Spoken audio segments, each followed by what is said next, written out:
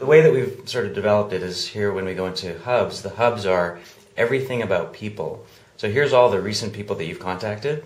Odds are, statistically, you're going to want to contact them again. So we've sort of moved that up to the front so you can easily contact them again. Can you actively add somebody to that if they're not there? Other than frequently contacting them? The way that they show up is when you contact them, there's sort of an algorithm that does that. And then from here, if you want, you can actually take it and pin that person to start. And so then it pins them to start, and then you can easily take this person, and if they're important, you just drag them up to the top. So it's super easy to sort of customize that stuff as well. So let's go back to people. So we're in the people hub, and then you can flip over. This is all the people. So it's all the people from Exchange, from Live, from Facebook, and it sort of aggregates them all together here.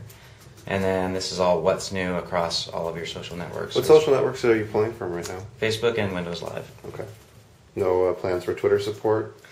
So Twitter, like Windows Live aggregates 80 networks, and so Twitter would show up in the Windows Live. Feed through there. Yeah. Okay. So here, if I want to go and just find somebody, this is sort of part of the smart design. So if I want to easily find somebody, I can hit K, and then it pulls up all the people that start with K. And you pull that up just by hitting, if you see one of those green letters in the list, that'll pull up the alphabet? Yep, so no that matter where you are. Shows the alphabet that comes up. So you hit K, and then it comes up with them. Now Katie Jordan is a friend, and she has the profile here on Outlook and on Facebook. So then I can go over and see what's new specifically with her, and then you can sort of scroll down and comment on her. So again, you can see everything with all your people, or you can go and see just on a very specific person as well. So that's kind of how hubs work in general. Hubs is everything about people, or here when you go down and you look at pictures, it's everything about your pictures. And so you've got all of your photos, and it's all of your photos from your PC, from Windows Live, from Facebook. And so these are recent photos that I've just looked at this album, and then here's all the sort of what's new. Now, the cool thing about panoramas is that panoramas are, complete 360, so you can always go around and go back to the beginning. And then here I'll click on albums, and then it shows pictures that I've taken from the camera, pictures that I've synced over from my PC, and then pictures from Windows Live and Facebook as well. So this is a wacky picture of my daughter Lucy. So if you want to take this and then share it up to Facebook or up to Windows Live, so we made these contextual menus, and it's super easy just to do that. And what we wanted to do is we know what users want to do, and 56% of all pictures are shared up to the net, so we wanted to make that super easy. So here we'll head back to the start. And then we can go and we can check out music. So I think I was just listening to Carrie Underwood. And if you want to go and... So this is the whole Zune experience. And so this will Wi-Fi sync with a PC with the Zune desktop installed. Yep. And it'll work with the Zune subscription, I assume. Yep. So I just grabbed all this content through ZunePass. And any plans to expand a Zune subscription outside where it's currently available? I'm not sure. We're not currently talking about that. Okay. Any plans to finally let me use it on my Mac? Not sure. I'm not surprised. I can get you a PC though. I can Well, get you I've got Fusion actually. There you go. And I run it in Fitside Fusion actually. And then is there any over the years streaming? I know they talked a little bit about Pandora yesterday, and that's something that can plug into this hub. Yeah. So we didn't talk the specifics about that, but the apps would show up in the next tile over here. Right. So then here is more about this. So that's actually part that's different about the Zune experience, because those things show up. And then here you can go and find, all the different artists. And so if you wanted to go and see Taylor Swift, and then you can just easily play that. So it has the very similar experience there. So that's the Zune. Are there any other questions about Zune? Is there a minimum spec on onboard storage? Because when people think music, they're immediately think, well, how big?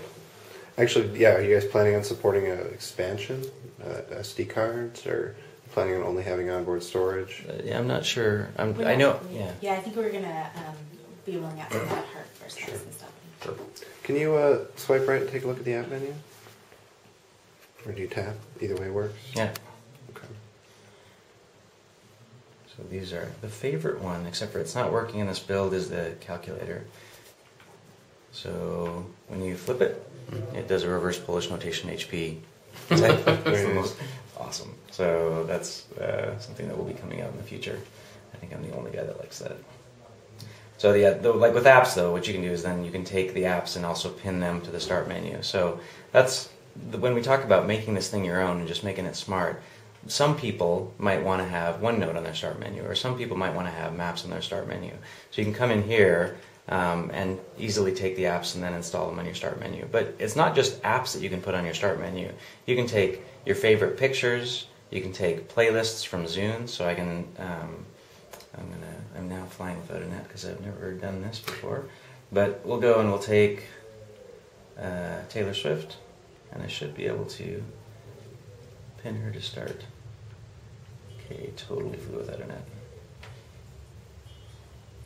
Let's try that one more time. I don't like failing.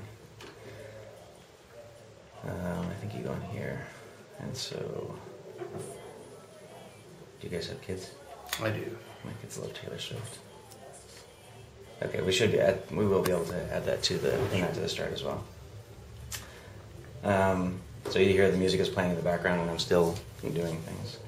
One of the things that I like, so here we've got gaming, and so when you think about what you would want to do on the phone for gaming, it's clearly not 3D graphics card intensive kind of stuff, but it's more like just you're sitting there waiting for your kids at the gym or coming out of the pool or whatever, so you want to be able to go and play casual games. So here is where you can play turn-by-turn games, think Scrabble, think those sorts of games, and then here's where all your games would show up. Do you have any live games in here we can take a look at? I do not. And then the last thing I wanted to show is the calendar. So this is going to be, I think I only have one account set up here, but when you have multi-calendars, they'll show up, and they'll show up in different columns. And so for me, I could actually manage my calendar and my wife's calendar and my kids, and they would all show up in here. So I can Windows really Live, keep track. Exchange. Yep. We'll pull in like Gmail calendars. If they're using Exchange, then it'll pull them in. You can pull it in through that. Yeah, and I think they do. Now, are you guys explicitly only going with Dayview and Agenda View?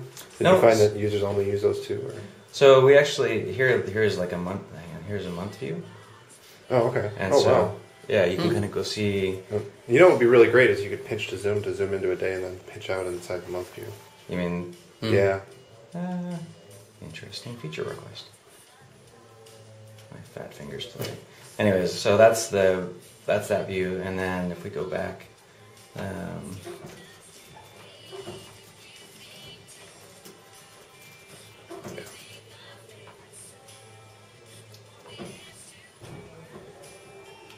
did that thing go?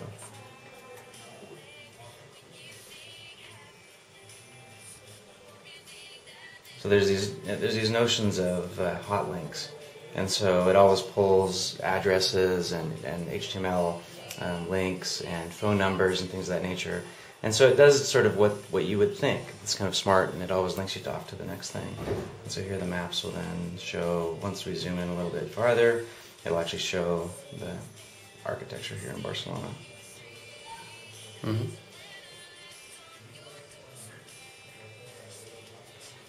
While we still listen to Taylor Swift. Can you get to music controls directly from the start screen? Or do you have to go back into the hub? Right now we have to go back in the hub. I'm not exactly sure how that's going to ultimately work out.